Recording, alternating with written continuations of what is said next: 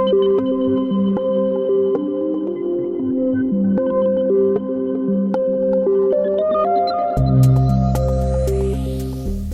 is 6 Minutes, the seriously international daily newscast. It's Tuesday, June 3rd. I'm Albright. And I'm Anne-Sophie Goninet. The day is ending in Brunei while it is just starting on the Caribbean island of Aruba. Here in the World Crunch newsroom in Paris, it's just after midday. These are the latest headlines. Russia sets out punitive terms during peace talks with Ukraine. South Koreans vote to elect a new president. And our daily quiz question is about German candy.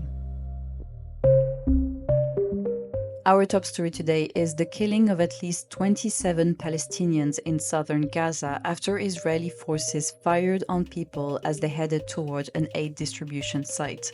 The Israeli army admitted that it fired, quote, near a few individual suspects who left the designated route and ignored warning shots. This marks the third such incident in 3 days in the enclave. An Israeli and US-backed foundation has attempted to establish aid distribution points inside Israeli military zones, but the UN says the new system doesn't address Gaza's mounting hunger crisis.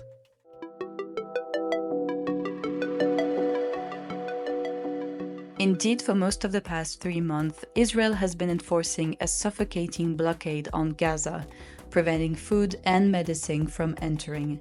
And yet at the same time, as we explore in today's More Than a Minute feature, the smuggling of cigarettes and hookah tobacco into Gaza has continued.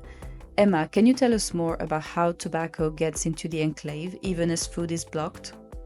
The pan-Arab media Daraj, through field monitoring and documented testimonies, has revealed that drones originating from inside Israel frequently land in southern Gaza, loaded with boxes of cigarettes. Each box contains 10 packs, and each pack holds 20 cigarettes from global brands such as Marlboro, Imperial, and Winston.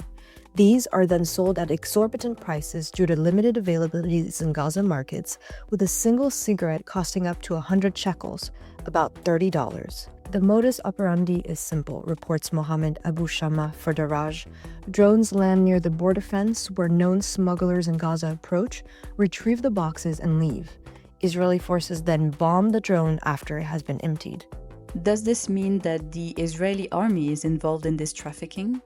Suleiman Jamal, a resident of Rafah, told Daraj that the known smugglers operate without any interference or monitoring, as if there's implicit coordination or deliberate leniency. He confirmed he saw a young man who was not one of the smugglers killed by an Israeli aircraft when he tried to approach a drone after it landed. This suggests that the Israeli army does not allow anyone but the smugglers to access the drones carrying cigarettes, reinforcing the possibility of collusion.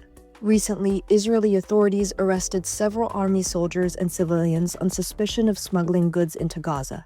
The suspects had reportedly planned to smuggle hundreds of cigarette cartons and large quantities of drugs via aid trucks. Still, cigarettes continue to be sold at outrageous prices in plain sight in Gaza, flooding the streets and often outnumbering food vendors. For Daraj, this raises pressing questions about Israel's role in this contradiction. Why is humanitarian aid blocked while tobacco is allowed in? In other news, Russia told Ukraine at peace talks on Monday that it would only agree to end the war if Kyiv gives up new chunks of territory and accepts limits on the size of its army.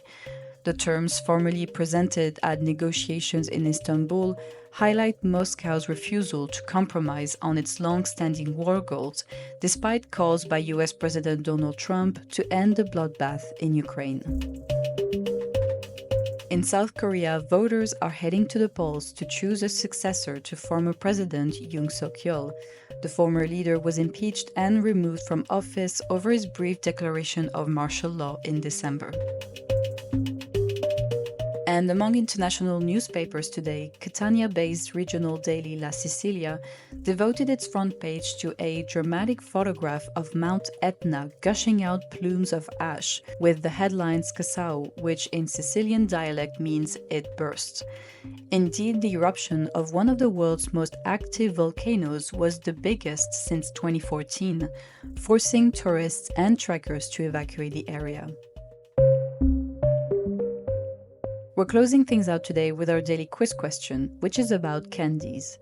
German candy company Haribo has pulled its bags of Happy Cola Fizz from shelves in the Netherlands, Belgium, and Luxembourg.